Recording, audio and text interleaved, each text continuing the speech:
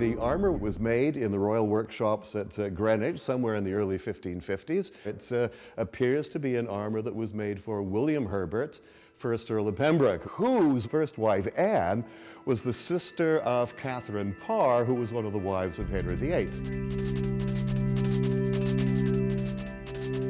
The armour is 16th century, it's a fragment. It's actually part of what's known as a garniture, a type of armour where you could add or subtract different types of auxiliary pieces, different defences for the arms and the shoulders and so on, to make up armour for different purposes. It's the equivalent of having a Greek or Roman torso without the head, the arms, and the legs.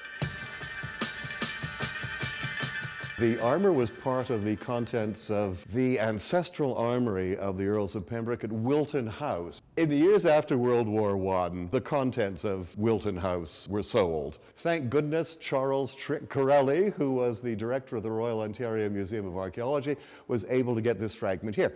It was originally catalogued as Italian, and it wasn't, in fact, until much later that it was discovered that not only is it English, but it's an extremely rare piece. What we have preserved in the armour are the physical dimensions of the owner. You actually have a type of portraiture. This was actually made to fit the first Earl perfectly, almost as close as his own skin. It's also a work of fashion. This, after all, is something that was made for an aristocratic patron, not for an ordinary soldier.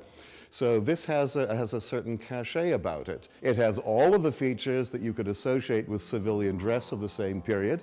If you look at the shape of the breastplate in the front, if you look at the contours along the sides, they're exactly those of the fashionable civilian doublet of the early 1550s. It's an absolute marvel. The fact that it survived is really extraordinary because, again, this was not something that was intended for show. This is part of an armour that was actually made for use in combat.